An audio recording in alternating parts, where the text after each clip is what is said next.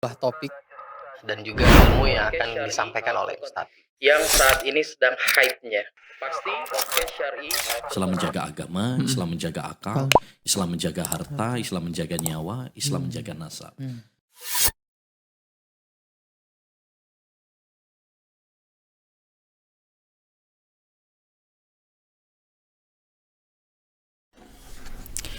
Bismillah, assalamualaikum warahmatullahi wabarakatuh. Alhamdulillah wassalatu wassalam amma ba'd. Pemirsa Al-Furqan TV dan pendengar suara Radio Al-Furqan dimanapun Anda berada, senang sekali rasanya Al-Furqan TV kembali menyapa Anda di program kami Podcast Syar'i Al-Furqan TV, yang mana Masya Allah hari ini masih spesial di bulan Ramadan. Alhamdulillah hari ini masuk di 20 Ramadan, yang mana nanti malam Insya Allah kita akan mulai melangsungkan atau melakukan ibadah itikaf ya. Jadi alhamdulillah masjid kami, Masjid Jami Al-Furqan, merupakan masjid yang salah satu menyelenggarakan program itikaf di 10 hari terakhir Ramadan, yang mana di situ seperti biasa akan disediakan makan sahur, ada disediakan juga tempat untuk istirahat, kamar mandi dan beberapa fasilitas lainnya, dan juga ada yang spesial lagi, ada kajian tahsin dan juga ada kajian-kajian menjelang berbuka puasa. Nah, alhamdulillah para jamaah Al-Furqan TV dan juga pendengar suara Al-Furqan dimanapun Anda berada, sesuai dengan informasi yang kami sebar ya. Kami sebelumnya mohon maaf nih ada keterlambatan mulai karena beberapa pekerjaan yang kami lakukan sebelumnya dan juga ada setting teknis. Kami mengucapkan terima kasih bagi pemirsa yang sudah mau menunggu ya kan, dan juga narasumber kita yang ada di depan saya nanti kita akan perkenalkan ya. Masya Allah hari ini kita akan berbicara atau berdiskusi seputar topik yang memang pas banget kita obrolkan di bulan Ramadan ya, karena memang terkait dengan Al-Quran, karena memang di bulan Ramadan ini merupakan bulan yang diturunkan Al-Quran. Nah, alhamdulillah bersama kami telah hadir Mas Abdus Salam Kadafi. Masya Allah. Assalamualaikum warahmatullahi wabarakatuh, Mas. Waalaikumsalam. Sehat Mas Kadafi ya? Alhamdulillah. Alhamdulillah. Masya Allah bisa mengundang Mas Kadafi juga di sini. Ya Allah. Jadi mungkin para jamaah yang sering mendengar Radio Al-Furqan atau menyaksikan siaran-siaran kami, sering banget kita putar loh murotal beliau, yang mana Masya Allah ya. Ya, kita berharap generasi muda bisa mengikuti lah jejak beliau ya kan. Nah, nanti mungkin beliau akan banyak sharing session bersama kita, terutama beliau akan menasihati Anda nih supaya Anda lebih cinta lagi dengan Al-Quran ya. Masya Allah ya kan. Nah, jadi bagi pemirsa Al-Furqan TV dan pendengar suara Al-Furqan dimanapun Anda berada, berharap untuk tetap stay bersama kami berdua, karena kami akan memulai diskusi dan sharing session terkait dengan bagaimana kita menjadi penghafal Al-Quran di masa-masa muda kita nih. Masya Allah ya. Assalamualaikum warahmatullahi wabarakatuh, Mas Kadafi ya. Jadi terkait dengan topik yang akan kita diskusikan pagi ini nih ya. Bismillah. Bismillah ya kan. Ya Allah, jadi Masya Allah ya Mas Kadafi, ya kita juga mengucapkan terima kasih banyak Mas Kadafi, banyak support kita nih. Jadi konten-konten Al-Furqan TV ini banyak Mas Kadafi isi ya kan, terkait dengan juga murotalnya, dan juga ada video-video murotal Mas Kadafi juga di sini nih, Masya Allah ya. Jadi terkait dengan judul kita nih ya, beban nggak sih kita nih mau hafal Al-Quran ya kan? Ya kan, Masya Allah ya, kita bilang kayak Ana sendiri yang orang awam seperti ini nih, kayaknya untuk menghafal Quran tuh memang pastinya akan butuh waktu ya kan. Kita akan harus menyisihkan waktu untuk bisa menghafal Quran. Dan juga di samping itu memang kita harus bisa konsisten dan sebagainya ya kan. Nah, tentunya nanti Mas Kadafi Ana minta untuk sharing bagaimana sih tips-tips Mas Kadafi bisa seperti ini sekarang ini ya kan. Ya Qori juga ya, Hafiz juga Masya Allah ya kan. Dan mungkin sebelum itu kita akan flashback sebelumnya lah Mas Kadafi ya kan. Kita akan breakdown nih awal mula mungkin Mas Kadafi bisa mondok di Al-Furqan ya kan. Mungkin Mas Kadafi bisa cerita sedikit ke kita gimana dulu Mas Kadafi bisa memilih pondok Mahat Al-Furqan Al-Islami menjadi rujukan pondok Mas Kadafi. Fadhal Mas Kadafi. Siap. Bismillah. Alhamdulillah wassalatu wassalamu ala Rasulillah. Amma ba'd. Sebelumnya ya sebuah kehormatan lah ya, diundang di podcast yang Masya Allah Al-Furqan TV gitu ya. Siap Mas. Siap. Baik. Tadi Mas Bobi bilang menasehati Ana itu ya kayak kurang gimana gitu ya. Ana lebih mudah dari Mas Bobi gitu. Jadi kesannya tuh saling menasehati. Siap, betul banget. Bukan menasehati tapi saling menasehati. Saling menasehati. Nah, siap. untuk kisah ana dulu sebelum masuk Al-Furqan. Nah. Itu jadi seingat ana Ya. seingat ana tuh dulu ketika kecil, pas sebelum sekolah lah, sebelum berpendidikan, itu orang tua ana menitipkan ke kakaknya, yaitu bibi ana. Nah, kemudian ana dididik di situ, dititipkan di situ, ya sampai dianggap anak sendirilah. Tapi anak lupa apa sebab beliau menitipkan ke bibi ana gitu. Kemudian qadarullah, ya alhamdulillahnya bibi ana juga mengenal salaf atau mengenal Pondok Al-Furqan. Dan apa namanya, Pak Diana, suaminya bibi ana, itu salah satu keluarga juga dari salah satu yayasan di Al-Furqan juga, yaitu Ustadz Ahmad Sabik. Dan alhamdulillahnya ketika ana mulai sekolah, yaitu kalau nggak salah tuh mulainya TK. Taman kanak-kanak. Taman kanak-kanak. Itu ana mulai dari situ. Itu ana di rumah bibi. Maksudnya di daerah bibi ana. Itu sekolah di situ sampai TKA, TKB selesai. Nah, ana sekolah di TKA, TKB di daerah bibi ana itu sama sepupu ana. Dan dulu tuh ana tuh nggak punya teman gitu. Jadi ketika TK tuh nggak kayak, ya ana juga sendirian. Dan yang nemenin ana main, nemenin ana bercanda, itu cuma satu di sekolahan tuh. Ya cuma sepupu ana itu, sepupu ana. Jadi beliau yang menemani ana dari awal masuk TK sampai lulus TK. Qadarullah beliau alhamdulillah udah lulus TK. Kemudian beliau masuk ke pendidikan Pondok Al-Furqan juga, di Pondok Al-Furqan. Kemudian pas ana udah lulus TK, udah selesai pendidikan TK, kemudian ana berantusias gitu. Wah, enak juga nih mondok di Al-Furqan. Lebih enak, lebih ada yang apa namanya, nemenin main, ada yang perhatian. Karena ada sepupu itu ya. Ya, karena ada sepupu. Jadi ya udahlah anak minta mondok aja gitu. Aslinya mau diambil ke rumah. Jadi orang tua anak udah ngambil, jadi mau dibawa ke rumah gitu ya. Kemudian anak langsung anak minta mondok aja di Al-Furqan. Ya udah akhirnya mondok, alhamdulillah langsung masuk gitu kan. Langsung masuk kelas 1, kelas 2. Nah, pas di pertengahan perjalanan anak mondok, itu kayak mulai dari awal tuh ya biasa aja gitu. Karena udah tahu, oh sepupu anak udah mondok. Masya Allah, anak termotivasi gitu kan. Langsung ketika di pertengahan perjalanan di pondok, itu anak langsung kayak ngedon gitu. Ya anak di sini kayak, ya istilahnya tuh kayak dibully gitu. Dibully dikit-dikit, diajak di apa gitu. Sebenarnya dulu anak tuh kayak, ya gimana ya, agak tertutup gitu ya Mas. Jadi kayak kurang seru gitu mungkin. Iya. Terus ada apa kekurangan juga gitu. Jadi langsung kayak rasa kesan anak tuh, wah anak dibully, gimana ya. Terus akhirnya kayak rasanya tuh, pengen sekolah di umum aja gitu. Pengen sekolah di umum aja gitu. Pikirannya ke situ kan. Pengen nyoba sekolah di umum, ya udah. Pas kelas 2 dulu tuh kelas 1 tuh pas naik kelas 2 yang ditunggu-tunggu tuh pembagian rapot kan. Nah, qadarullah pas pembagian rapot itu langsung anak ambil rapot, langsung anak lihat, wah masya Allah peringkat 12. Masya Allah. Tapi dari santri, dari jumlah santrinya 12.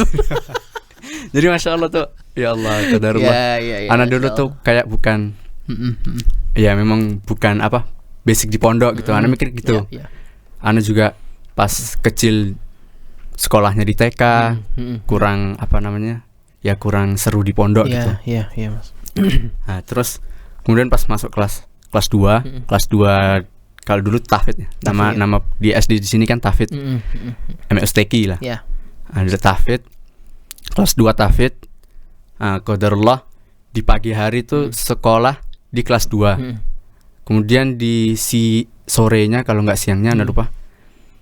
Itu di kelas 3. Oh. Ana kurang tahu kenapa kok gitu. Iya. Jadi paginya sekolah, iya. terus kalau nggak siang sore itu halakoh. Halakohnya kelas 3. Terus sekolahnya kelas 2. Kelas 2. Nah, alhamdulillah Ana dari situ udah kayak memiliki basic Al-Qur'an. Iya. Jadi setiap ada murotal di di setel itu langsung Ana tirukan. Tiru terus Ana hafalin. Sama kayak muadzin juga yang enak Ana tiru. Dulu ada muadzin di Al-Furqan di masjid lama di Masjid Sultan. Akhwat dulu. Oh, Masjid Akhwat ya. Di sana. Itu ada muadzin yang masya Allah gitu. Muadzin tetap lah. Siapa namanya tuh, Mas? Ingat gak? Kalau saya ingat Ana dulu dipanggil bos. Oh, Bos Hanif namanya. Bos Hanif. Iya, Bos Hanif. Nah, jadi dulu tuh ada beliau jadi sebagai muadzin. Dulu langsung Ana suka niru gitu. Niru dan akhirnya Ana tuh suka langsung memiliki rasa enak juga nih. Kayaknya Ana tetap di pondok aja lah. Langsung kayak kesannya tuh langsung mikir. Oh, di pondok tuh ternyata rasanya kalau putus asa tuh nggak enak. Langsung gitu. Gimana ya mau lanjut pondok apa lanjut umum gitu. Tapi Ana tetap langsung kayak tetap pindah lah, tetap ke umum gitu. Ke umum. Nah, baru pas di kenaikan kelas 2 ke kelas 3 baru di situ ada perbincangan. Waduh, ini Kadafi naik apa enggak ya? Gitu. Itu masya Allah tuh dulu. Dari masih dipikirkan gitu. Masya Allah ini dinaikin apa enggak ya? Mikir gitu kan. Ada orang tua anak datang langsung udahlah pulang aja gitu. Nggak apa-apa, pindah ke rumah. Udah habis itu pindah ke rumah. Sekolah umum tuh jadi. Ya, akhirnya dipindah ke sekolah umum di rumah kan. Akhirnya langsung mikir, alhamdulillah akhirnya kecapai masuk ke sekolah umum gitu. Di hari pertama itu Ana dari pondok. Hari itu juga Ana langsung ke rumah, langsung sekolah gitu. Dan Ana daftar enggak, dites juga enggak gitu. Langsung Ana mikir, ya ini gimana ya? Masa sekolahnya juga basic pondok gitu kan? Mikir gitu. Langsung ya udahlah masuk.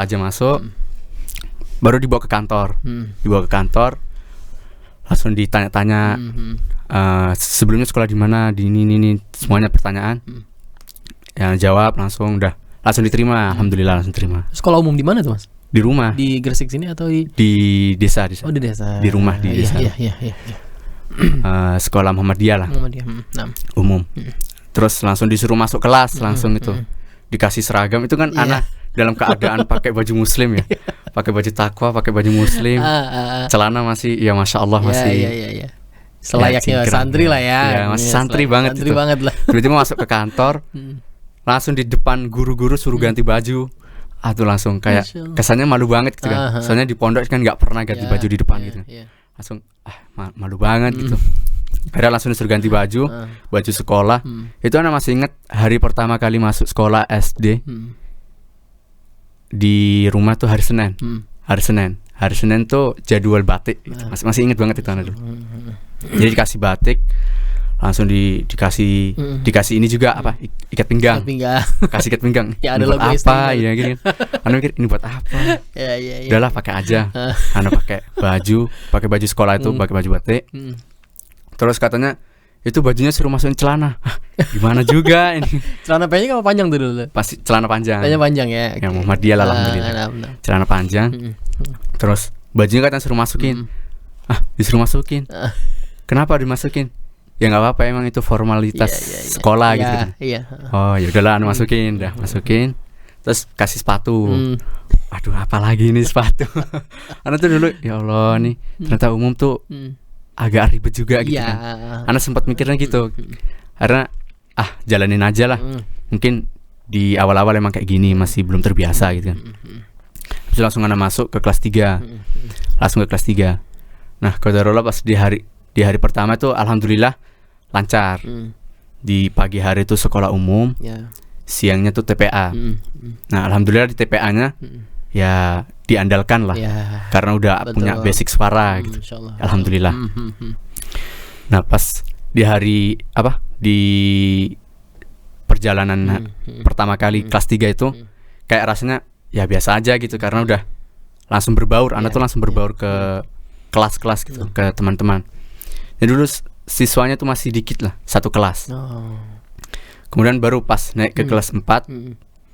Pas naik ke kelas 4 itu alhamdulillah kayak angkatan Ana tuh kelas 4 yang paling banyak. Akhirnya dipisah. Iya. Jadi antara laki-laki sama perempuan dipisah. Jadi dipisahnya tuh antara laki-laki sama perempuan, bukan kadar derajat ilmunya. Iya. Tapi perempuan sama laki-lakinya dipisah. Dan itu alhamdulillah dipisah gitu kan. Baru di perjalanan kelas 4 itu kayak anak rasa aduh kayak mulai nggak enak lagi nih. Kayak pikirannya dibully terus gitu kan. Kayak nggak seru gitu. Nah, abis itu pernah itu di hari apa gitu, hari Rabu kalau nggak salah. Itu waktunya HW, kalau di Muhammadiyah kan namanya HW ya. Kalau di sekolah negeri itu kan pramuka. Ya. Kalau di waktunya HW. Nah, HW ketika jadwal HW, anak tuh kayak merasa malas masuk nih. Ujungnya nanti disuruh. Jadi dulu ada apa namanya kayak semacam jadwal paten gitu. Setiap berangkat sekolah di hari Rabu itu sholat duha dulu. Jadi nanti ada satu imam dari siswa katanya. Dan alhamdulillah dulu anak ditunjuk gitu jadi imam. Dan itu masya Allah tuh anak juga mikir, oh sholat duha tuh ternyata bisa jahar ya. Anak langsung ya udahlah ikutin aja apa kata guru kan. Kita mah samina watokna gitu. Dan ya udahlah anak jadi imam deh. Habis itu anak pernah tuh di hari Rabu waktunya HW. Itu anak malas ada rasa malas gitu sekolah gitu kan. Malas sekolah, karena orang tua langsung orang tua anak langsung marah gitu. Ayo sekolah, bangun, udah jam berapa ini kan. Ya marah-marah selayaknya orang tua gitu kan. Habis langsung udah anak tetap gak mau gitu. Oh itu dulu masya Allah tuh masih inget. Dulu tuh sampai anak tuh diikat ya. Diikat terus ditali semua tangan kaki terus dimasukin ke kamar orang tua dikunci di situ. Itu anak saking bandelnya anak dulu tuh karena ya ke bawah dari pondok ya ke bawah dari pondok jadi kayak malas sekolah gitu kayak malas sekolah ya udahlah pas hari Rabu diikat terus kayak malas sekolah gitu kan akhirnya diikat dimasukin kamar dikunci. Udah anak tuh nangis terus teriak-teriak minta tolong gitu sampai ya Allah ternyata anak gini sampai anak tuh punya pikiran oh jahat juga ya orang tua. Saya punya gitu sih gitu. Tuh. Kalau diinget dulu tuh ya kalau misalnya sampai digituin orang tua tuh aslinya sering. Cuma ya lebih parahnya tuh di situ pas ketika kelas 4 itu kayak udah males sekolah gitu. Aduh diikat kayak langsung abis itu anak kayak marah-marah gitu ke orang tua. Lepasin gini sampai marah-marah manggil. Dulu tuh kan kayak masih ilmu agamanya kurang gitu kan. Sampai dulu tuh anak ya marah-marah ke orang tua pas di kamar tuh marah-marah gitu. Habis itu langsung dibukain, alhamdulillah dibuka. Anak kira mau dilepas. Anak kira mau dilepas talinya, mau dilepas di kaki sama tangan, mau dilepas sudah dibebasin, udah selesai. Tahu-taunya bawa garam. Masya Allah itu anak. Ya Allah. Tahu-taunya bawa garam, dimasukin ke mulut. Aduh, disuapin ke mulut. Aduh, langsung itu rasanya pengen ngeludah tapi kan orang tua gitu ya. Ya udah anak tahan dulu sampai diem. Baru orang tua anak keluar lagi. Anak kira udah dikasih garam habis itu dilipas. Kok malah orang tua anak keluar kunci lagi. Waduh. Ini nih malah makin kayak tersiksa gitu kesannya. Jadi pas sudah selesai, udah agak lama anak repain. Udah agak lama anak diem. Mungkin kalau diem dilepasin lah. Ya udah anak diem. Pas anak diem, udah anak murung gitu, diem aja. Udah mikir ya Allah ternyata nggak enak juga gitu kalau di rumah sering dimarahin orang tua. Lebih baik mundur lagi aja lah. Karena anak mikir gitu kan. Ya udahlah besok minta pondok aja gitu. Minta mundur lagi aja. Lagi pondok. maunya tuh tahun depannya gitu kan. Langsung mondok gitu. Sudah dilepas. Habis itu digendong sama Abiana, digendong. Alhamdulillah lah udah disayang lagi gitu. Ya emang gitulah Ya, pendidikan pelajaran orang dari tua ya. Masya Allah. Nggak boleh membenci anaknya. Betul. Walaupun anaknya gitu. Nah pas digendong langsung dinasehatin tuh, diduduk. Pas di ruang tamu duduk, udah dinasehatin. Ya kamu tuh emang gini, sekolah tuh emang kayak gini, sekolah umum tuh kayak gini, sekolah pondok juga kayak gitu. Terus anak bilang gini, ya udah besok aku pengen pondok lagi, pengen ke Al-Furqan lagi. Balik pondok lagi. Iya, pengen ke pondok lagi. Terus orang tua bilang, nggak usah, mending lanjut aja di sini. Lagian di pondok juga nggak kerasan gitu. Sering nangis, sering minta pulang. Anak dulu emang sering minta pulang gitu. Terus habis itu dinasehatin, udah baru kata orang tua, ya udah besok aja kalau udah lulus kelas 6.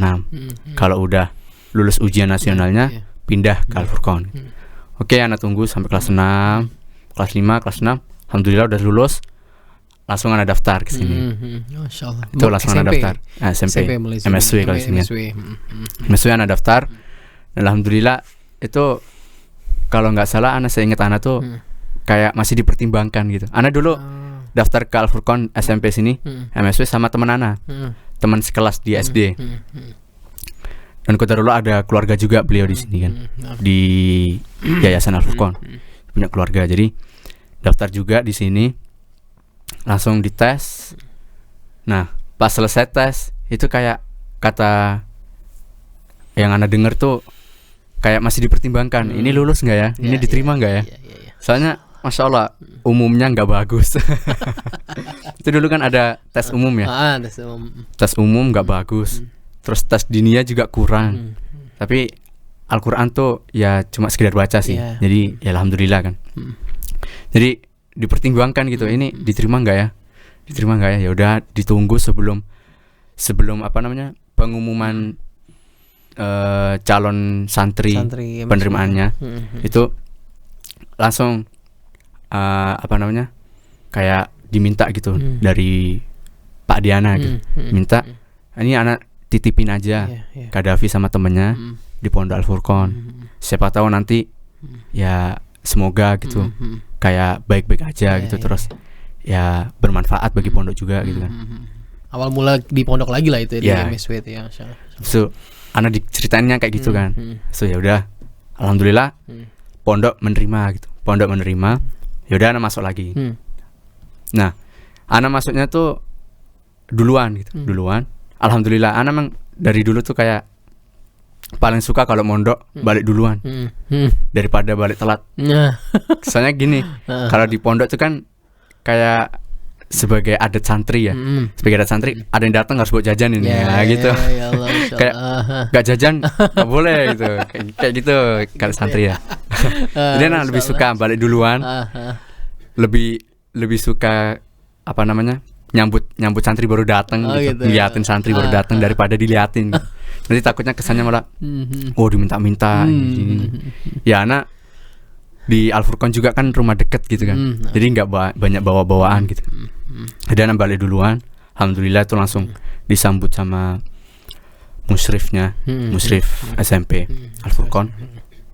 Disambut, dikasih tahu kamar ini. Terus anak mikir, dulu teman anak masih ada nggak ya? Pas di tahfidz dulu, kelas 1, kelas 2. Jadi dulu tuh anak punya kayak teman SD dulu, teman SD akrab gitu. Jadi ada satu. Jadi beliau tuh Masya Allah kayak kemana-mana tuh pasti bareng. Makan nampan juga bareng, satu nampan gitu. Nakal juga bareng, dihukumnya juga bareng gitu.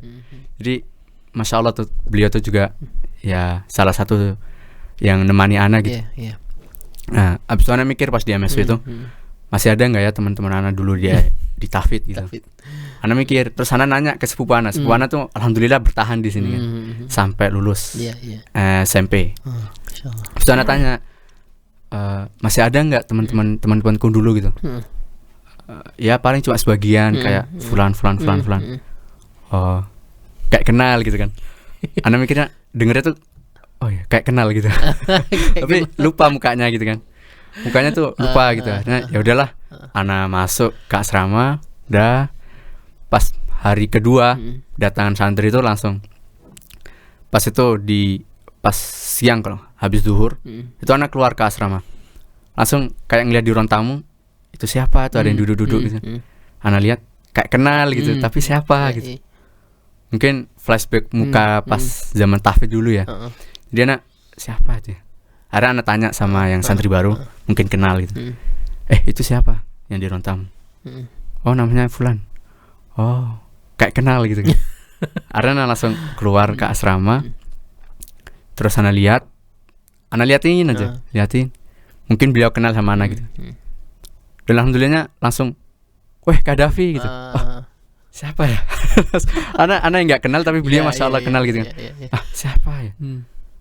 Qaddafi kan gitu panggil. Iya Qaddafi. Antum siapa? Anak tanya. Anak Fulan gitu.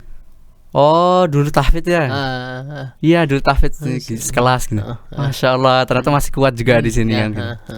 Alhamdulillah, itu masih ada punya teman pas di tahfidz gitu. Ya udah pas di tahfidz ada berjalan tuh sampai kelas 3. Oh, sampai 3 tahun di tahfidz. 3 tahun di MSW. MSW. Tapi pas di kelas 1-nya masih kebawa sama keumuman. Jadi karena di umum berapa tahun tuh? 4, 5, 6 3 tahun. Tapi di umum dulu masih Al-Quran masih tetap ini masih tetap di rumah.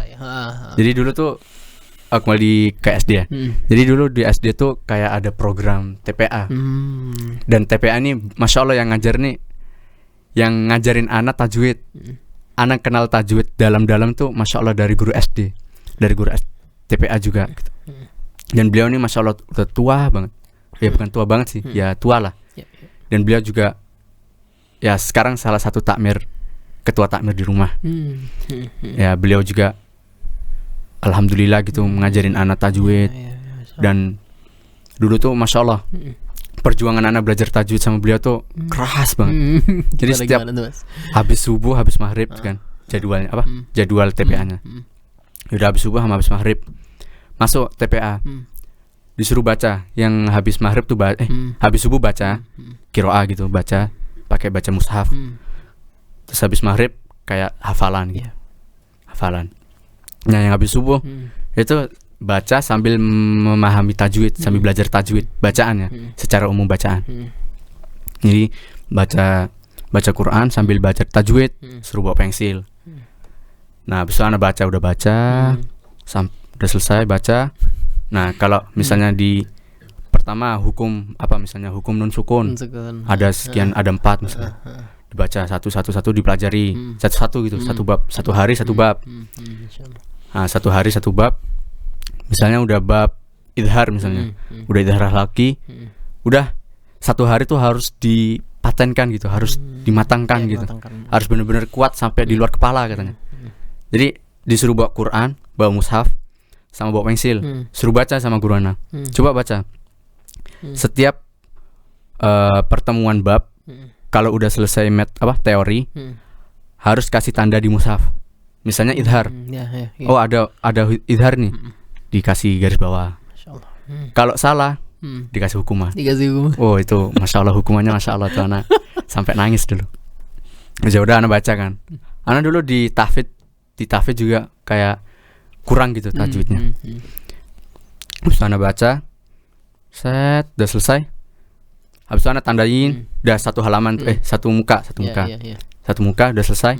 Alhamdulillah lulus kan. Baru masuk ke bab pertengahan. Pas udah di bab pertengahan, kebetulan ada salah. Salah tuh, langsung dipukul. Pakai tangan itu, masya Allah beliau tuh guru anak tuh tangannya legend banget. Tapi memang bener ya, mendengar beberapa cerita tuh kalau kita bilang belajar tajwid itu memang berawal dari pelajaran yang memang agak keras ya, Mas Qaddafi ya. Emang harus belajar tahsin, apalagi tahsin. Tahsin. Kalau tahsin tuh nanti masya Allah lebih parah gitu. Ya mungkin nanti itikaf ya. Nanti itikaf tuh ada 10 hari tuh. Belajar tahsin ya karena kajian ya. Modelnya kajian jadi santai aja gitu. Tapi yang tahsin sebenarnya tuh lebih parah lagi gitu. Sampai ngeluarin darah, sampai gini, sampai gitu. Jadi perjuangan belajar tahsin lebih parah. Tapi kalau belajar tajwid ya paling ya belajar biasa gitu teori. Nggak separah sama yang tahsin. Dulu belajar tahsin di sini, Mas Kadafi. Ana belajar tahsin di Bibas. Oh, di Jogja. Oke. Mungkin lanjut lagi yang di MSW itu Ya. gimana tuh? Asik. Nah, kan di SD yang di SD. Ya, di SD dulu boleh. TPA. Siap. Kemudian pas di pertengahan bab ya. Ana masih inget pas di bab lafzul jalalah. Iya. Setiap ada lafzul jalalah langsung ditandain. Ana lupa tuh kayak nggak nandain kan. Nggak nandain langsung tak dipukul. Iya. Ada yang lupa nggak ditandain. Waduh, apa ini? Ana baca lagi. Baca set. Perasaan udah ditandain semua kan. Dipukul lagi kepala. Tak. Tuh ada yang nggak dibaca apa? Nggak ditandain kan. Waduh, gimana ya? Langsung Ana mikir. Habis itu belum selesai mikir udah keluar air mata kan. Udah nangis tuh pakai speaker luar tuh, Mas. Pakai speaker luar. Jadi denger orang. Iya. Masya Allah tuh. Anak sambil baca terus pakai mic luar. Udah gitu salah. Tapi salahnya bukan bacaan, tapi salah tanda aja. Terus dipukul udah tuh langsung kayak nangis gitu kan. Udah sampai desak-desak tapi kok pakai mic ya. Anak taruh micnya. Biar gak denger di luar. Iya benar. Iya. Dan itu pas sudah di pertengahan perjalanan belajar TPA ya. Itu Masya Allah itu banyak dulu santrinya. Siswanya banyak dan ada laki perempuan masih dicampur. Nah pas itu, hari itu juga Ana sendiri yang datang. Yang lainnya udah pada kayak malas datang gitu. Malah kayak mabal kalau bahasa santrinya. Mabal gitu. Malah ke pantai. Soalnya rumah Ana kan juga deket pantai. Malah main ke pantai, main santai-santai. Ana dimarahin sendiri, ngaji sendiri, nangis sendiri. Itu ya Allah. Sendiri itu malah disayang malah Ya Allah itu anak, Masya Allah. Itu perjuangan anak itu dulu. Habis itu pas udah selesai itu sampai nangis-nangis. Udah habis itu anak tanya. Udah selesai nangisnya kan. Habis udah selesai nangisnya anak tanya, "Pak, di mana salahnya?" Habis itu dimarah-marahin. Ya emang beliau suka marah. Ya emang kebawa wibawanya beliau tuh suka marah gitu. Habis itu langsung anak tanya, "Pak, salah saya di mana?" Kemarin terakhir, beliau jawabnya, "Kemarin terakhir sampai bab mana?" gitu. Ana bilang, "Lafzul jalalah, Pak." Lafzul jalalah coba baca lagi. Oh iya, lafzul jalalah kurang ditanda ini. Waduh. Memang ini. Ya udahlah, Ana baca lagi, tanda lagi. Bagus. Nah, gitu ya. Jadi kalau besok lagi kalau baca per ayatnya diperhatikan. Kita udah nyampe bab mana aja gitu. Dulu tuh sampai ingat gitu. Urutan-urutan bab. Jadi urutan-urutan bab tuh sampai di luar kepala, Mas. Jadi pertama hukum nun sukun. Nun sukun ada 4. Gini. Terus kemudian ada apa namanya? Nun bertasdid sama mim bertasdid, ada ini. Jadi dulu tuh sampai di luar kepala, sampai dites karena gitu. Bapak guru itu yang mengajar. Iya tuh, Masya Allah tuh dulu perjuangan sama beliau tuh Masya Allah paling keras dan tapi sampai paling berkesan kali ya. sangat berkesan gitu. Ana mengenal Al-Quran juga karena enaknya juga di situ gitu. Karena pas di kelas 6 kerasa Ana mulai langsung kayak suka Al-Quran tuh di kelas 6 gitu. Di kelas 6 karena langsung mikir, oh perjuangan baca Quran juga gitu ya. Belajar tajwid gitu ya, harus keras gitu. Gak boleh harus leha-leha gitu. Karena Al-Quran ya memang ya belajarnya tuh memang susah main gitu. Ya Mas ya. Gak kita karena apalagi orang Indonesia ya, luar Arab, yang kita nggak tahu bahasa Arab, yang kita bukan orang Arab asli, dan kita tuh mengenal bahasa Arab itu karena dari pendahulu kita gitu. Dan belum tentu juga orang Arab juga bisa baca Al-Quran. Jadi memang belajar Al-Quran tuh perlu perjuangan yang keras gitu. Entah perjuangannya pahit atau apalah, pokoknya tetap harus bersabar gitu. Kalau belajar mendalami bacaan, mendalami Al-Quran gitu. Itu udah kelas 6 langsung masuk MSW. Nah pas di MSW itu baru santri baru udah alhamdulillah tuh anak seneng. Langsung kayak mikir, wah anak udah pegangan Al-Quran nih, udah punya hafalan juz 30, bukan 30 juz. Juz 30 dulu juz 30 SD tuh, iya. SD udah hafal tuh ya? Udah kayak udah di luar kepala gitu. Masya Allah. Jadi pas itu alhamdulillah ada ini kan event dari musyrif kamar ya. Ada musyrif kamar, jadi perkenalan. Kumpul terus perkenalan sama antara santri baru sama santri yang lain. perkenalan, terus baru ada pertanyaan atau ada apa, ada event-event kayak apa namanya, bagi-bagi hadiah gitu, yang bisa ini bisa tuh. Nah kemudian pas tuh Musyrif Hana bilang yang bisa ngurut apa, yang bisa nyebutin urutan surat juz 30 dari An-Naba sampai An-Nas kasih hadiah. Dah tuh Ana langsung angkat tangan. Berapapun hadiahnya pokoknya angkat tangan. Itu karena udah di luar kepala mas. Urutan juz 30 tuh udah di luar kepala gitu. Langsung Ana sebutin dari An-Naba itu. An-Naba, An-Nazi'at, Abasa sampai Anas. Itu nggak ada jeda sama sekali, langsung urut gitu. Karena udah di luar kepala ketika di SD. Ya sama guru Ana tadi tuh yang TPA. Karena setiap habis maghrib tuh ya setorannya juz 30 aja gitu.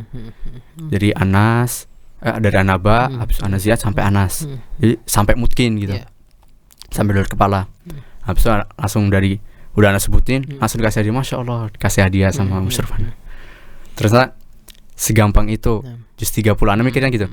Ternyata segampang ini Al-Quran tuh. Ana langsung kayak termotivasi gitu. Oh enak juga ya Al-Quran. Udahlah lanjut aja. Siapa tahu ada lebih dalam di Al-Quran. Di Al-Furqan ini lebih dalam gitu Al-Qurannya. Sudah Ana lanjut.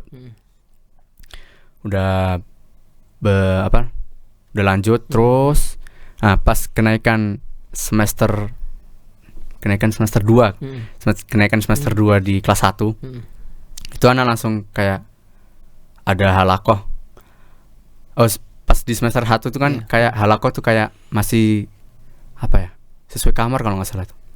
Jadi belum dicampur. Iya sesuai kamar ya, per kamar gitu. Oke. Baru pas di kelas semester 2 baru dicampur.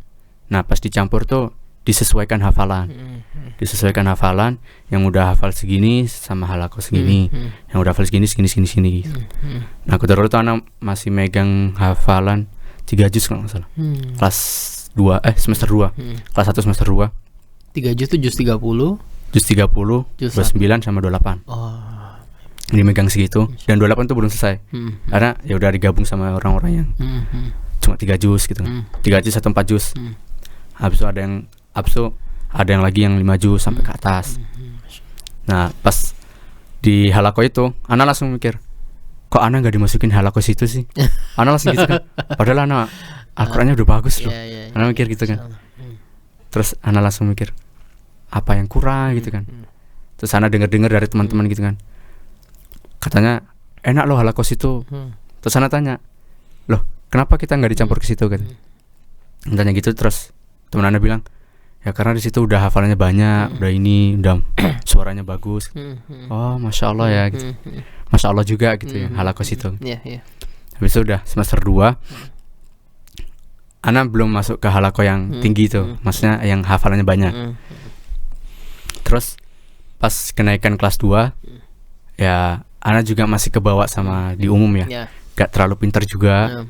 Jadi gak terlalu kurang pintar juga enggak gitu. Jadi Ana masuk ke kelas, pas ke kelas 2 itu langsung alhamdulillah langsung masuk ke halaqah yang tengah gitu, pertengahan. Enggak tinggi dan enggak terlalu bawah, jadi pertengahan. Karena udah megang 4,5 kalau enggak salah. Pokoknya masuk ke juz 5 lah. Masuk ke 5 juz. Iya, 5 juz. Habis itu masuk ke halaqah yang pertengahan. Pas di halaqah pertengahan itu Ana langsung kayak alhamdulillah masuk halaqah pertengahan gitu kan, yang ustadznya juga dipilih gitu kan, yang terpilih gitu. Habis itu Ana langsung kayak ya alhamdulillah lah. Ana tapi tetap minder gitu kan sama yang lain. Dan setoran dan itu Ana baca tetap keras gitu, baca keras. Baru ada teman Ana yang bilang, Vi, suaramu tuh loh terlalu keras, tajwidmu juga kurang bagus sama tahsinnya katanya. Makhrajnya tuh benerin lagi, ini lah pokoknya tentang bacaan gitu. Habis itu langsung, iya ya, tapi di sini ada pengajarnya nggak sih? Ana bilang gitu kan. Langsung sama Ustadz Ana yang megang halaqah itu, langsung kayak tetap dipaksa store gitu, walaupun suara tahsinnya apa itu kurang bagus, tetap disuruh store. Nah baru ya mungkin di sela-sela storan itu ada belajar tahsin dikit lah, ya tipis-tipis lah, nggak sampai mendalam. Baru pas sudah semester 2 ana alhamdulillah masuk ke halakoh yang tinggi gitu. Yang udah 8 juz. 5 juz ke atas lah, udah 5 juz ke atas semester 2 dan alhamdulillah masuk ke halakoh yang tinggi. Maksudnya halakoh yang hafalannya banyak. Dan dipegang oleh Ustadzuna Tengku Azmi. Antum kenal? Enggak. Ya dulu beliau tuh Masya Allah salah satu Ustadz ana yang ya suaranya juga bagus, suaranya juga mujawad juga lah. Alhamdulillah gitu. So ana masuk ke halakoh beliau dan alhamdulillah beliau juga terbuka banget gitu. Sama anak-anak halakoh itu terbuka banget. Kadang di suatu di sela-sela hari, di sela-sela halakoh juga ada disempetin buat satu waktu untuk nasihat sama beliau. Masya Allah tuh anak setiap nasihat beliau tuh satu halakoh tuh nangis terus gitu. Nangis gitu. Itu menjelang Isya. Yang halakoh menjelang Isya. Di MSW itu kan ada 3 waktu dulu tuh. Ada subuh, habis itu ada duha, sama ada habis maghrib. Kalau dulu kelas 3. Kalau pas anak MSW dulu. Kalau sekarang anak tahu. Nah itu dulu disempetin sama beliau buat itu, buat apa namanya? Buat apa istilahnya tarbiyah gitu. Tarbiyah buat anak-anak halakoh gitu. Tapi beliau juga Masya Allah tuh anak termotivasi dari beliau juga gitu. Bacaannya dari segi suaranya juga Masya Allah gitu. Anak juga termotivasi dari beliau. Anak langsung niru suka niru gitu. Nah dari situ langsung anak mikir, oh jadi mungkin ini gitu yang dimaksud sama teman-teman anak dulu yang katanya tahsinnya kurang. Langsung anak mikir, ya masa harus putus asa sih? Kayak nggak seru juga gitu kan kalau putus asa kan. Langsung anak pas kelas 3 pas semester 2 tuh masih akhir semester 2, langsung anak mikir berantusias setelah MSW ini langsung pindah ke Pondok Tahfidz. Langsung tujuan tuh langsung ke Pondok Tahfidz gitu buat fokus ke Al-Quran. Langsung anak bilang ke orang tua, Bu, anak besok setelah SMP mau ke Pondok Tahfidz, mau fokus ke Al-Quran aja gitu. Itu mulai fokus Mas Qaddafi untuk belajar Al-Quran ya. Ya emang mau di mana masih ya itu masalah nanti gitu kan anak bilang gitu. Habis itu langsung pas masuk ke kelas 3 udah anak kayak ya udah santai aja gitu kan. Ya walaupun tahsin masih belum bagus, tapi alhamdulillah tuh dulu pas kelas 3 juga alhamdulillahnya udah kayak apa ya? Ya alhamdulillahnya udah kayak banyak yang kenal gitu kan. Oh Masya Allah Qaddafi udah suaranya bagus, udah suaranya ini, tapi tahsinnya masih kurang. Dalam artian masih kurang gitu lah. Cuma suara doang gitu. Baru pas udah di akhir kelas 3 anak langsung minta ke orang tua, Bu, mau daftar ke Pondok Tahfidz. Dia bilang gitu. Mau Pondok Tahfidz kemana? Nah qadarullah alhamdulillahnya sepupu anak juga di Pondok Tahfidz pas itu. Pas anak kelas 3 sepupu anak di Pondok Tahfidz kan. Pondok Tahfidz langsung anak bilang, anak mau Pondok Tahfidz yang di sepupu anak gitu. Sepupuku kan. Bener tak mau di situ gitu. Iya langsung. Itu susah loh, katanya harus 2 tahun terus ngabdi ini yang apa. di Subang ini? Enggak, yang di Jogja. Oh, yang di Jogja. Sepupu anak dulu kan Pondok Tahfidz di Jogja. Nah, langsung anak minta di situ kan. Kata orang tua, ya terus sepupu anak juga bilang, ya kalau mau di sini juga nggak apa-apa, tapi tadi konsekuensinya harus ngabdi katanya. Ngabdi terus anak mikir, ya ngabdi Al-Quran juga belum selesai, terus ilmu juga kurang, masa ngabdi gitu kan. Ya udahlah nggak jadi, karena tetap maksa ke Pondok Tahfidz. Dan dulu tuh sampai sempat bilang ke orang tua, ya udahlah minta Pondok Tahfidz yang di sana di Timur Tengah, anak bilang gitu. Di Mekah dulu. Sempat minta ke orang tua di Mekah. Ya udah aku minta Pondok Tahfidz yang di Mekah aja. Gitu. Sekalian halakoh di sana. Soalnya kan emang ada ya di Mekah itu kan. Yang halakoh yang apa namanya? Ya istilahnya halakoh biasa lah, mulazamah. Gitu. Nah dulu minta itu, terus sempat mau diurus. Qadarullah kata ibu anak, katanya susah gitu ngurusnya. Terutama visanya itu, visa pelajar itu, katanya susah ngurusnya. Walah, ya udahlah. Mungkin kesempatan lain bisa ke Mekah gitu kan. Terus ya udah anak mikir, ya udahlah nggak apa-apa. Nggak jadi Pondok Tahfidz. Habis anak pas sudah selesai kelas 3 di akhir kelas 3 tuh anak langsung nyari pondok yang sekiranya buat cocok lah. Qadarullah sepupu anak masuk ke Binbas, ke Jogja, Ya, Jogja Binbas. di Jogja. Masuk ke pondok situ, anak tahu langsung. Ya udahlah, anak masuk ke situ aja. Aku pengen masuk ke situ yang ikut sepupu gitu. Langsung. Ya udahlah, nggak apa-apa. Daftar. Anak kira tuh dulu pondok Binbas tuh masya Allah susah banget daftarnya. Susah dari segi ilmunya, dari bahasanya, terutama tuh bahasanya tuh yang katanya susah banget daftarnya. Karena dulu masih dengar-dengar ada isu ada takhusus sama ada yang madrasah aliyah biasa, yang bukan takhusus, yang reguler. Takhusus sama reguler. Nah, itu langsung anak berharap tuh ya semoga langsung masuk reguler lah, gak pakai takhususan. Udah pas anak daftar ke sana, tes selesai, gak nyampe 10 menit langsung datang suratnya, pernyataannya itu langsung datang. Anak buka, kok lulus, alhamdulillah tuh kan, alhamdulillah lulus ya Allah. Tapi anak lihat, oh masuk kalau dulu tuh namanya masus, madrasah aliyah khusus, bukan tak khusus. Ya langsung masus, bukan tak khusus tapi kan ini kan. Anak tanya ke sepupu gitu kan, ini bukan tak khusus tapi kan, bukan tak khusus, udah nggak ada katanya. Oh udah dihapus tak khusus, iya kan. Jadi langsung masuk ke kelas 1 katanya. Oh tapi tetap dibedain dari antara yang baru sama yang lama. Yang baru tuh namanya masus, madrasah aliyah khusus. Yang lama, yang lulusan SMP di Binbas tuh namanya reguler. Jadi yang lama reguler, yang baru masus. Itu dipisah. Pertama tuh dipisah. Nah pas di angkatan anak tuh baru digabung. Kayak ya nggak tahu kenapa digabung gitu ya. Jadi kesan antara lama sama baru tuh nggak ada gitu pisahnya. Jadi tetap jadi satu gitu. Nah di perjalanan alhamdulillah keterima. Anak mikirnya pondok Binbas tuh ya nggak jauh beda lah sama Al-Furqan. Anak mikir gitu kan. Mungkin fokusnya ke bahasa, fokusnya ke agama.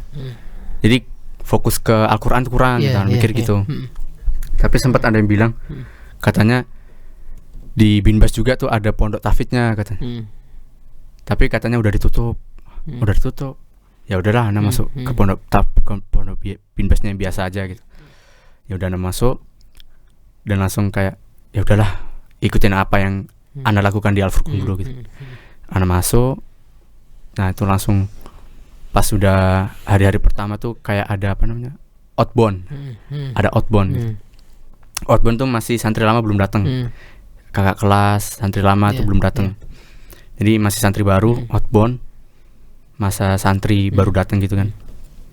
Outbound selesai. Nah, di sela-sela outbound tuh ada halakoh, langsung dimasukin kegiatan halakoh. Dulu anak halakoh sama Ustadz Ana, dan Ustadz Ana nih masya Allah salah satu temen Ustadz Abdul Karim. Kenal Ustadz Abdul Karim? Kayaknya dulu pernah dengar. Pernah dengar yang sampai di musabaqah di Dubai. Nah, itu salah satu teman beliau.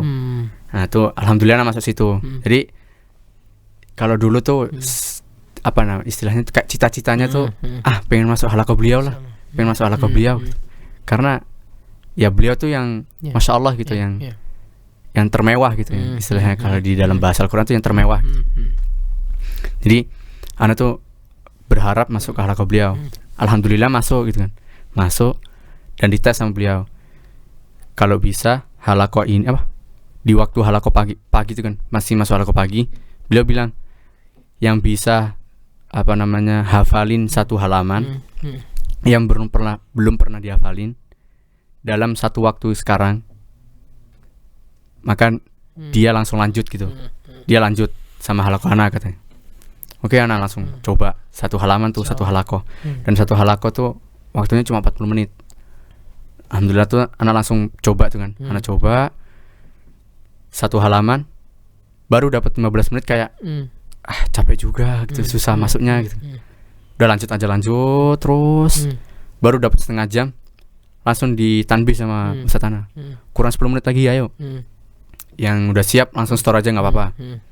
Udah habis tuh kurang 10 menit, anak kayak putus asa gitu, kayak padahal kurang bisa gak ya gitu kan. Iya, padahal kurang 3 ayat gitu. Kayak langsung aduh bisa nggak ini lanjut ya? Kayak susah banget gitu. Ayatnya soalnya mutasyabihat gitu. Kayak apa namanya? Belibet-belibet gitu. Iya.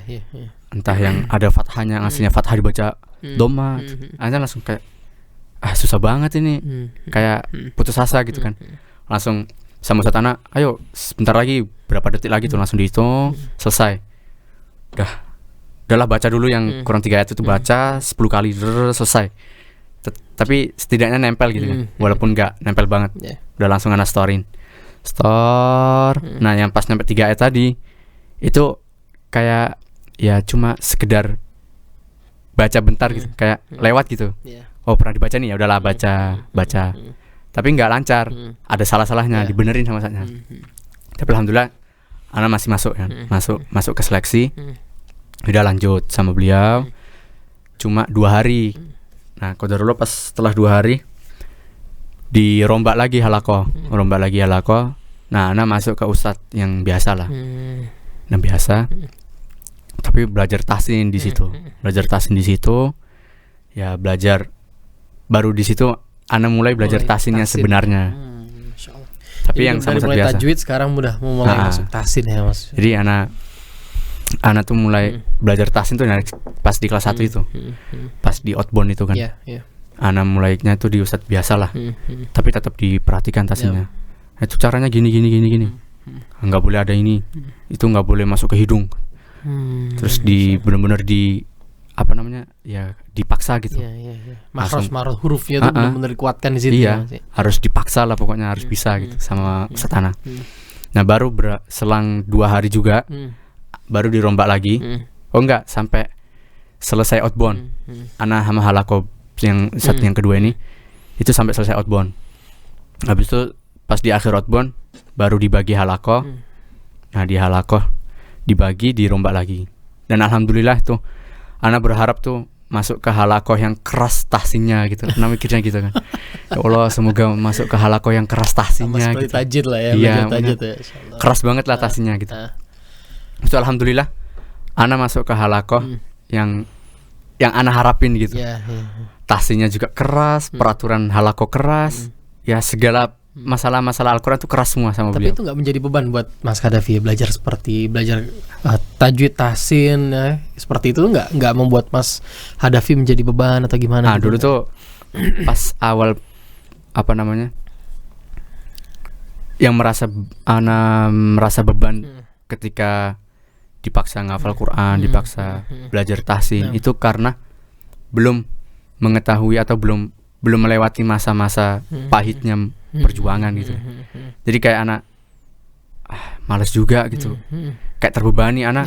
Anak sibuk ini, anak sibuk itu. Dan dulu pas kelas 1 alhamdulillah itu masih belum ada kesibukan. Jadi alhamdulillah masih Allah berikan kesempatan buat belajar tahsin. Nah, disitulah anak langsung kayak apa namanya? Langsung kayak semangat gitu. Semangat. Dan Ustaz Ana bilang, antum di kelas 1 ini cuma setahun. Dan cuma setahun bisa fokus ke tahsin katanya. Cuma setahun bisa fokus ke Al-Quran. Dan antum manfaatkan setahun ini gitu. Itu kitab apa dulu yang pelajari tahsin, Mas? Kalau dulu tuh pakai ya kitab apa lagi kalau bukan 2 kitab. Mandumah, Tufatul Atfal. Itu yang dasar ya, hukum bacaan. Ya, nanti di Mas Jami terus yang kedua tuh yang baru tahsin, yaitu Mandumah Muqaddimah Ibnul Jazari. Oh, bukan yang Imam Syafi'i itu ya, Mas? Bukan ya? Imam Syafi'i ada yang pelajaran Al-Quran juga tuh yang pakai kitab Imam Syafi'i. Anak kurang tahu. Kalau ya mungkin yang terkenalnya karena Ibnul Jazari ini juga Masya Allah beliau tuh juga salah satu pemegang madhab Imam Syafi'i ya. Salah satu pemegang Imam madhab Syafi'i. Dan beliau juga kayak perkataan beliau tuh buat apa namanya pertimbangan para madhab yang megang madhab Syafi'i itu. Yang megang madhab Syafi'i. Jadi buat pertimbangan. Kitab oke, lanjut Mas. Nah, terus pakai kitab itu ya. Terus pas beliau bilang gini, Nah, Oh, ini Ustaz. apa? Ini yang seperti ini yang kalau Anda dulu sempat belajar yang Oh, ini. metode Syafi'i. Metode Syafi'i. Kalau metode Syafi'i itu Apa dasarnya?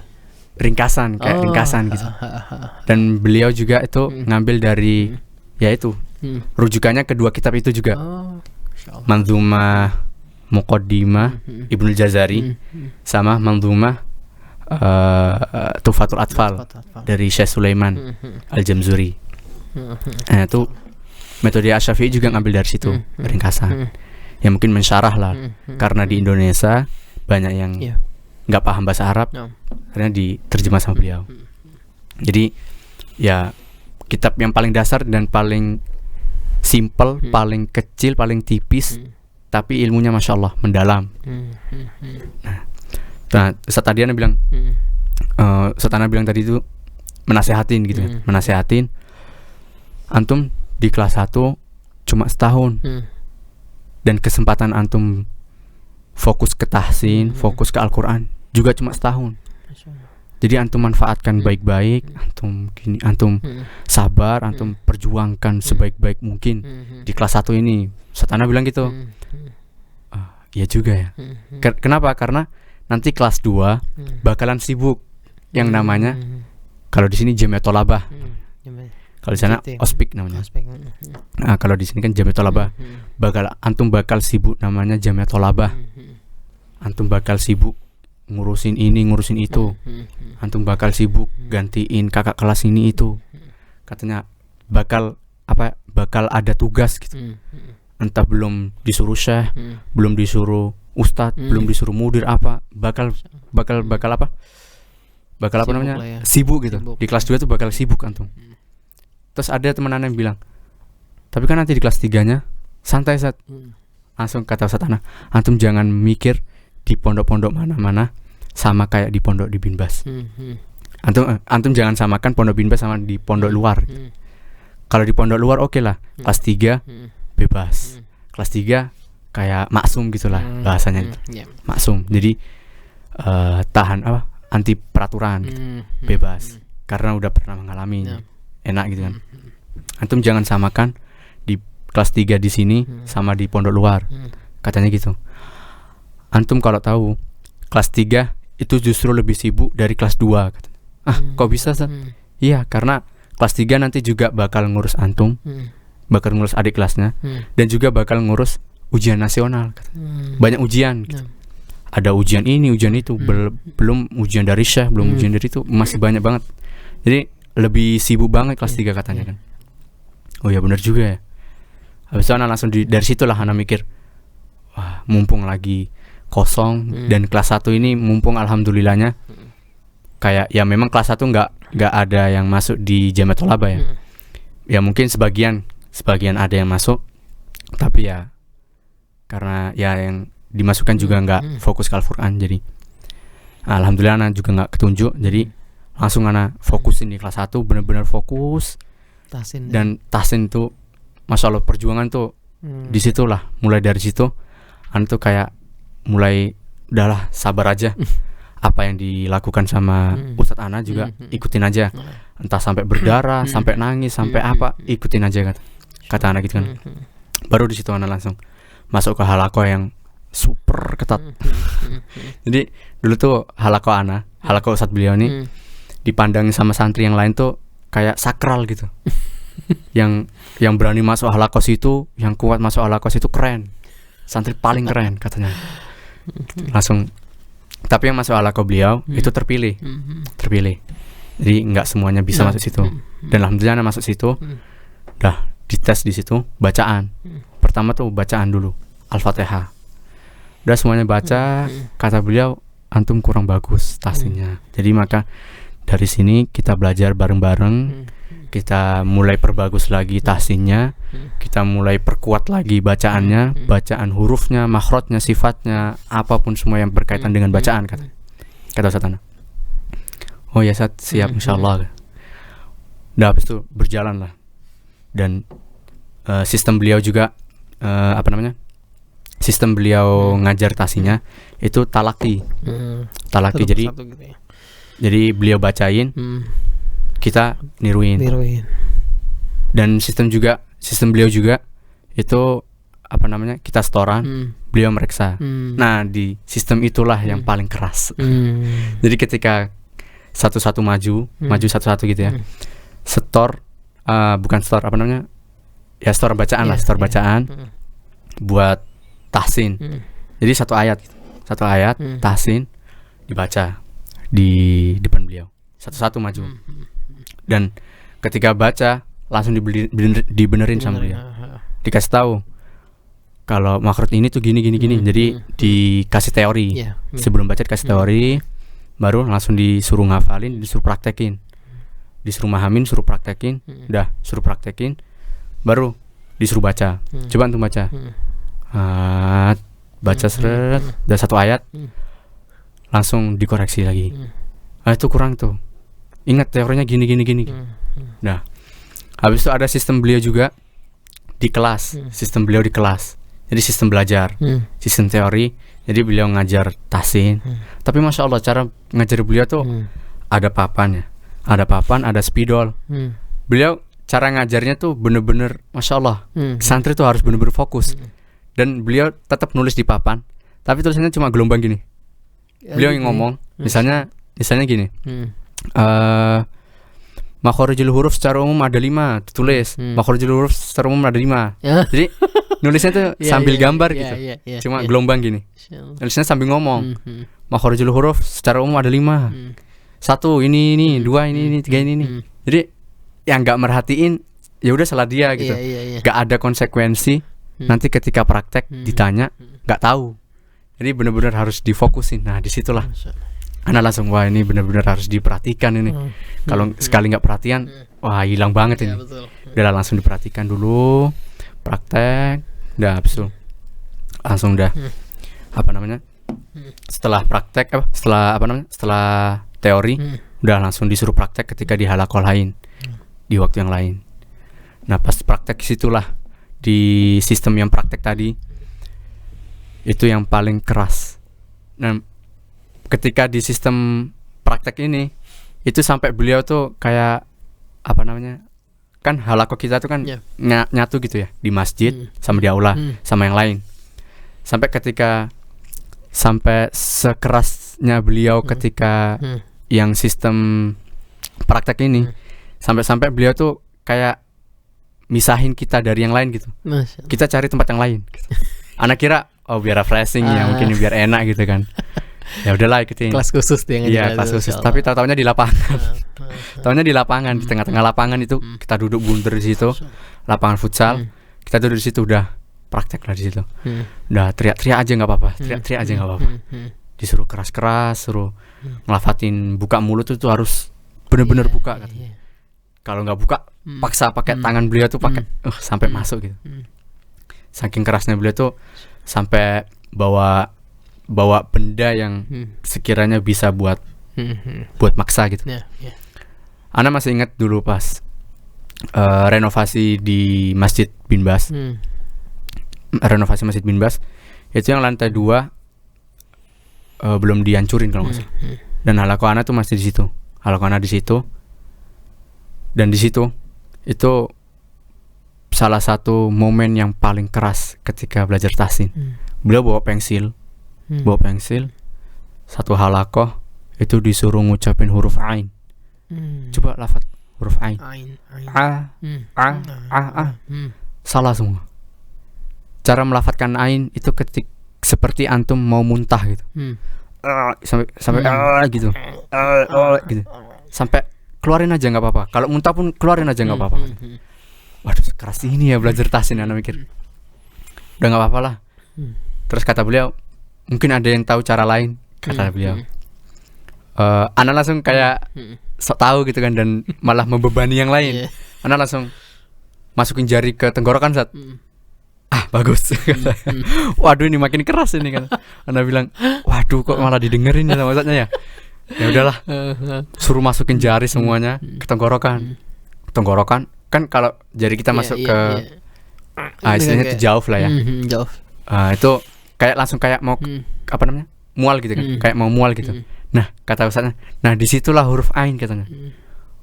Ya udahlah, coba lagi, coba sebutin lagi lagi masih nggak ada yang bisa.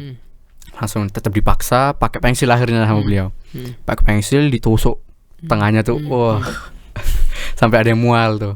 Sampai ada yang mual-mual, sampai ada yang ini. Ini masih biasa akhi kata beliau.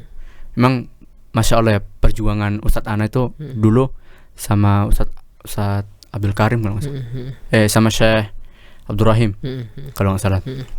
Itu beliau belajar sama beliau, katanya dulu tuh lebih keras sama beliau. Jadi salah dikit pukul. Ya kayak anak dulu pas di SD dulu yang TPA tuh, salah dikit pukul.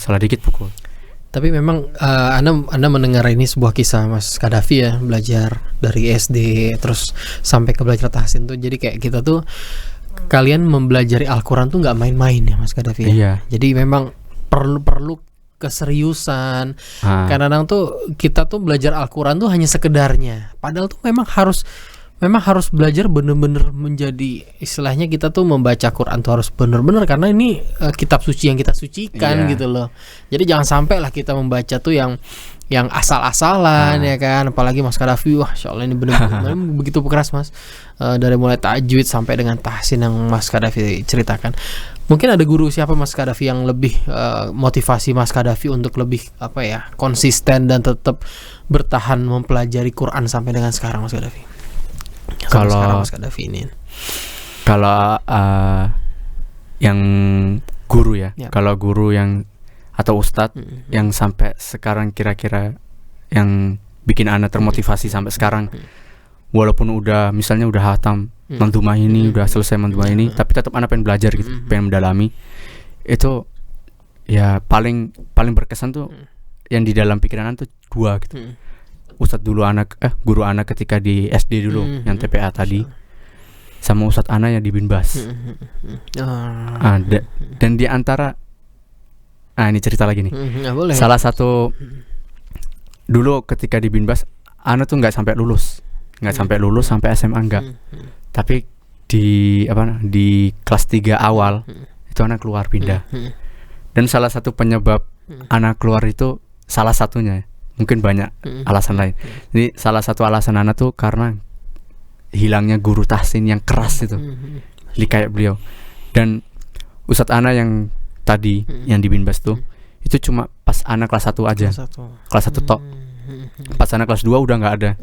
Dan anak nggak ada tuh, nggak ngajar lagi di kelas 2 atau memang udah keluar? Karena beliau pengabdian. Pas anak kelas 1 beliau pengabdian. Ya udah lulus lah. Syarat kelulusan Binbas kan harus ngabdi. Itu pas anak kelas 1 beliau ngabdi. Nah pas anak kelas 2 beliau alhamdulillah keterima di Libya. Baru pas anak kelas 3 beliau di Madinah, alhamdulillah. Nah pas anak kelas 2 tuh kayak aduh udah nggak ada ustadz lagi nih. Terus tapi masih ada santri Ustadz Ana yang tadi, masih ada pengabdian. Jadi pas anak kelas 2 kakak kelas Ana tuh ada yang salah satu dari murid beliau tadi kan. Dan alhamdulillah Ana masuk ke halaqah santri beliau, karena Ana diminta sama Ustadz Ana untuk masuk ke halaqah beliau. Udah Ana masuk ke halaqah beliau, muridnya tadi masuk ke situ, dan di situ, dan alhamdulillah di situ Ana termotivasi lagi gitu. Beliau nih salah satu qori juga di Binbas, dan masya Allah suaranya bagus, mujawad juga, jadi bertajwid, bertahsin, jadi masih terjaga tahsinnya, masih terjaga tajwidnya, walaupun suaranya bagus. Jadi nggak fokus ke tajwid, nggak fokus ke nada gitu. Jadi tahsin sama tajwidnya tuh masih ada. Nah di situ anak termotivasi lagi. Wah gini ya, jadi kalau punya suara bagus tuh bukan suara doang yang diandalin, tapi tahsin sama tajwidnya. Terus anak mikir, tapi gimana cara belajarnya? Udah nggak ada ustadz lagi. Bisa anak mikir langsung dihubungin sama Ustadz Ana yang tadi. Anak kan alhamdulillah pas kelas 1 tuh salah satu murid beliau yang terfavorit, alhamdulillahnya gitu. Nah pas kelas 2 tuh anak dihubungin, Qaddafi gimana antum masuk halaqah saat ini nggak? Iya Ustadz, anak masuk halaqah beliau. Alhamdulillah antum lancarin hafalan di situ ya. Lancarin hafalan, selesaikan hafalan di beliau Ini di mana? Masih di Binbas? di Binbas, Masih di Binbas. di kelas 2 SMA. Selesaikan hafalan sama beliau dan belajar tahsin sama beliau ya. Ya Ustaz, insyaallah. Kan anak juga ya salah satu murid beliau yang paling dikerasin lah. Satu paling benar-benar ditekan gitu. Keras tuh mungkin disayang lah lu. Istilahnya. Masyaallah. Paling ditekan harus jadi gitu lah istilahnya. Kenapa? Karena sepupu anak tadi itu juga temennya. Jadi kayak teman akrab gitu. Walaupun kakak kelas tapi kayak akrab gitu. Jadi waduh. Ya udahlah, anak tetap dipaksa. Jadi benar-benar harus jadilah istilahnya. Dan alhamdulillah pas kelas 2 itu ya walaupun gak jadi banget, alhamdulillah tuh anak langsung kayak dikenal sama syekh-syekhnya, masyayikh di Binbas.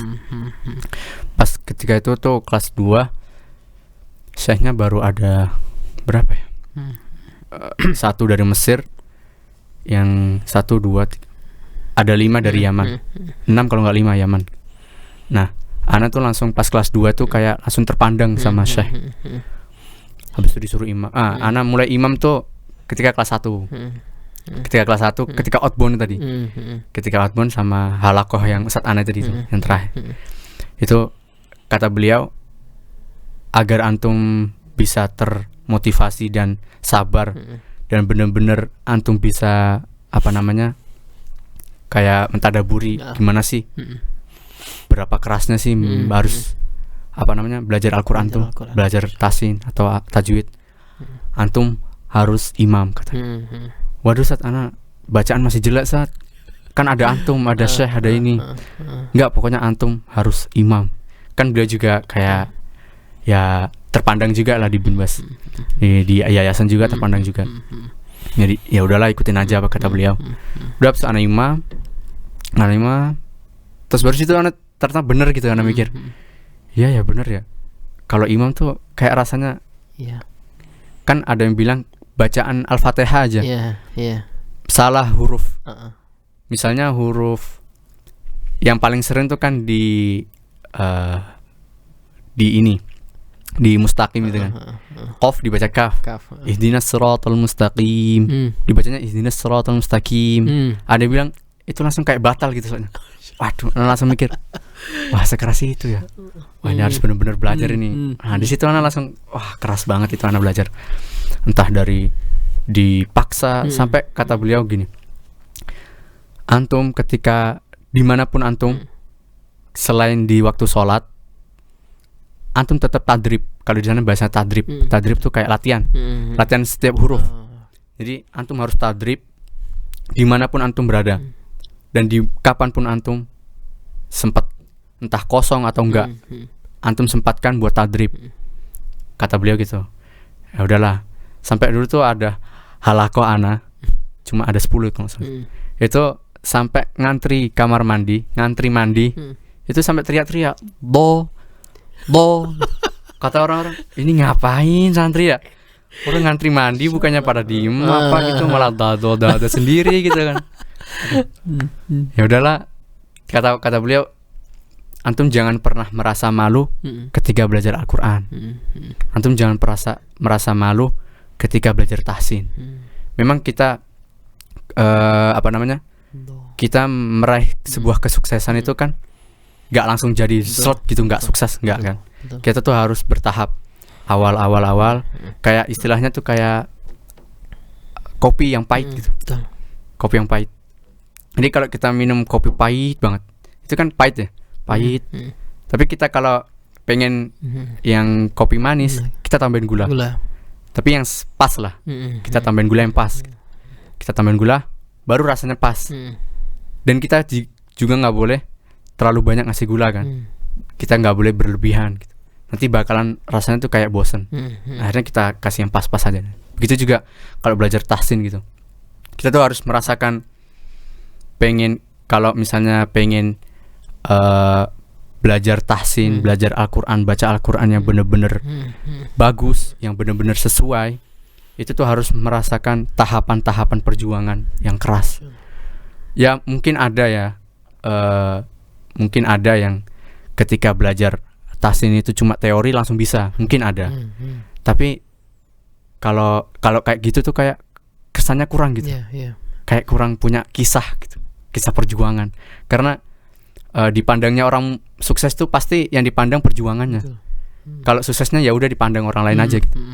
Padahal di belakangnya tuh ada perjuangan yang Masya Allah gitu. Masya Allah keras ya Mas ya. Ya begitu. Masya Allah. Makanya banyak korek-korek tuh kayak gitu. Korek-korek ya mungkin ada yang korek-korek suaranya juga bagus, tapi ya pastinya kurang. Ya itu banyak gitu. Ya betul Mas. Ya Masya Allah. Ini kalau mau cerita nih bisa sampai episode 2 ini ya. Masya Allah ini ya boleh lah kapan kita akan banyak istilahnya berbagi cerita dengan Mas Qaddafi. Cobaan gini Mas Qaddafi, yang memang yang ingin Anda tanyakan tuh sekarang ini kan memang banyak nih Qori ya, termasuk Mas Qaddafi sekarang ini. Mungkin bagi Mas Qaddafi ada sedikit ya mungkin tips atau mungkin pesan bagaimana sih Mas Qaddafi menjadi Qori yang baik, atau mungkin kita katakan ya kalau kita ingin memilih untuk menjadi imam tuh ya standarnya yang seperti inilah gitu lah ya. Monggo Mas Qaddafi. Untuk Qori, Ana juga aslinya bukan Qori.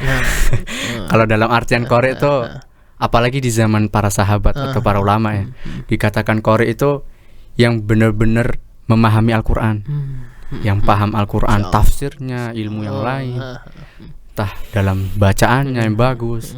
Tapi kalau Ana cuma seorang yang ya kalau di Indonesia walaupun dibilang Qori karena suara mungkin ya, bukan karena ilmunya. Tapi kalau di Indonesia ini, terutama di Indonesia di negeri kita ini, itu banyak Qori yang mungkin ada yang terkenal dan ada yang kurang terkenal, dan bahkan ada yang nggak mengenal. Itu di pandangan manusia tuh yang lebih mulia itu yang terkenal. Bener, yang lebih mulia itu yang terkenal. Kenapa? Karena ya Masya Allah tuh suaranya bagus di pandangan manusia ya. Ya ditinggi-tinggikan, di hadapan manusia itu ditinggi-tinggikan. Tapi yang kurang terkenal ya biasa-biasa aja. Tapi yang nggak terkenal, ini Masya Allah.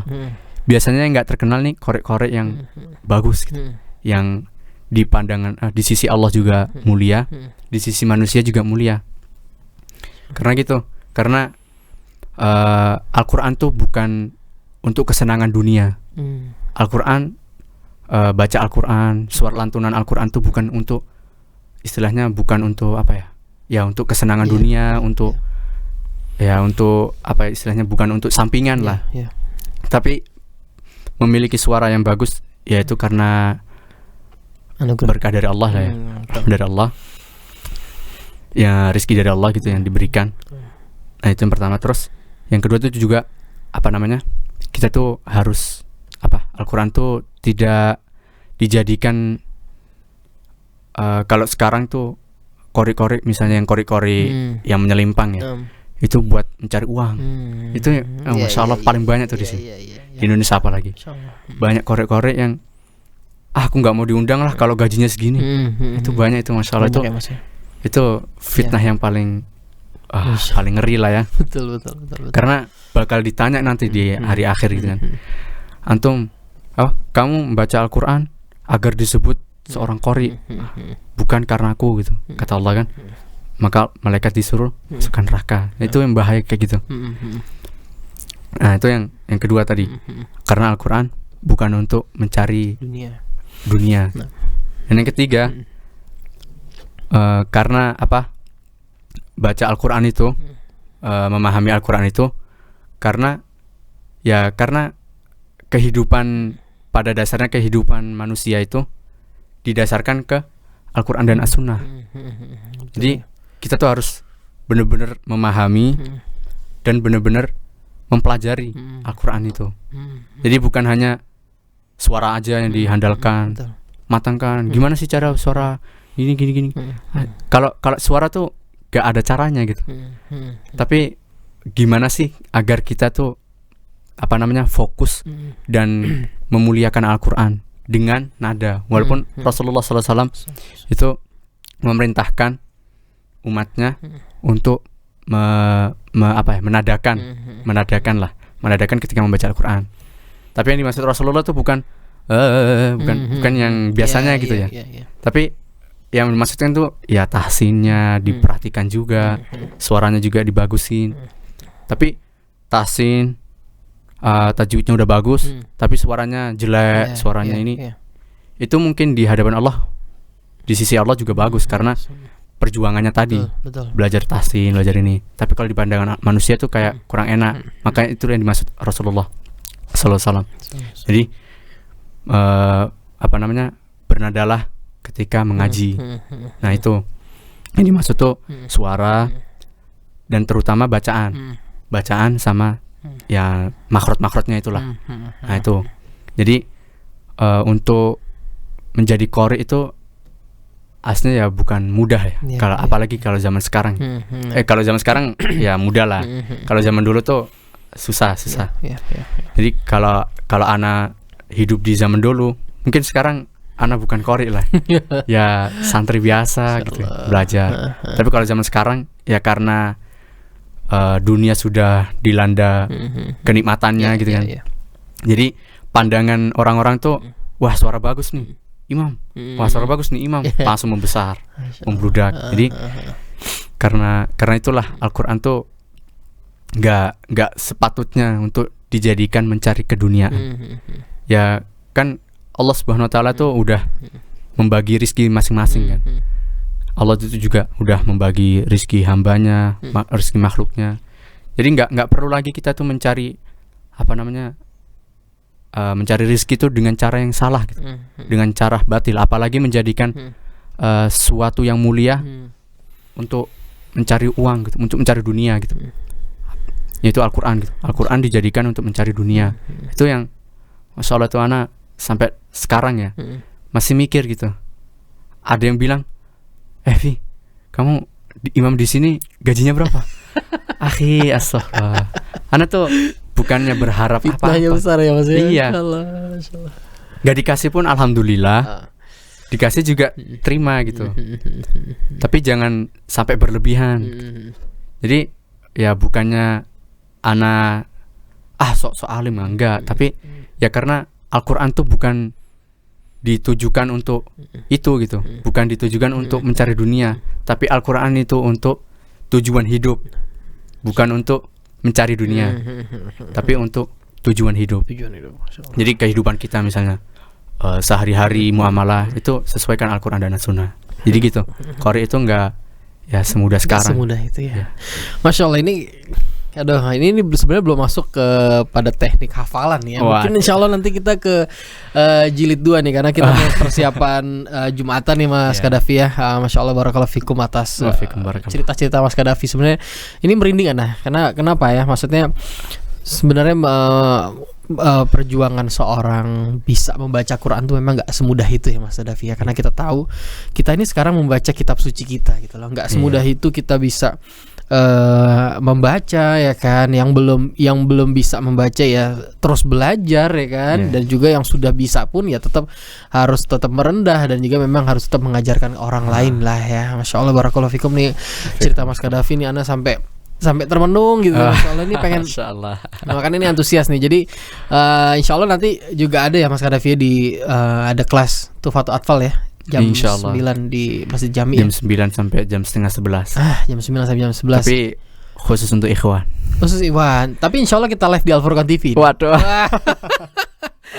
Jadi para jamaah yang mungkin ingin mengikuti dari rumah ya kan, bersama Abdul Salam Kadafi, insya Allah mulai besok insya Allah jam 9 pagi kita akan live untuk bersama belajar ya Mas Kadafi ya, tentang belajar. Betul, tentang kitab Tuhfatul Atfal. Jadi jamaah juga bisa menyimak dari rumah, silahkan ya kan. Oke, jazakallahu khair atas waktunya Mas Kadafi ya. Insyaallah di jilid 2 akan kita jadwalkan, karena masih banyak ingin meminta nasihat ke beliau. Waduh. Saling menasihati. Betul, saling menasihati. Oke, bagi pemirsa dan penonton Al-Furqan TV juga yang menyimak dari awal hingga akhir, barakallahu fikum. Mohon maaf atas segala kekurangan kami ya. Ya semoga apa yang kita sampaikan, Mas Kadafi sampaikan pada pagi hari ini berguna untuk bagi Anda pribadi dan kita semua. Amin. Masya Allah. Boleh kita tutup dengan doa kafaratul majlis, Mas. Subhanakallahumma bihamdika asyhadu an la ilaha illa anta astaghfiruka wa atubu ilaik. Assalamualaikum warahmatullahi wabarakatuh. Waalaikumsalam. Kita akan membahas sebuah topik dan juga ilmu yang akan disampaikan oleh Ustadz yang saat ini sedang hype-nya. Pasti podcast syar'i. Islam menjaga agama, Islam menjaga akal, Islam menjaga harta, Islam menjaga nyawa, Islam menjaga nasab.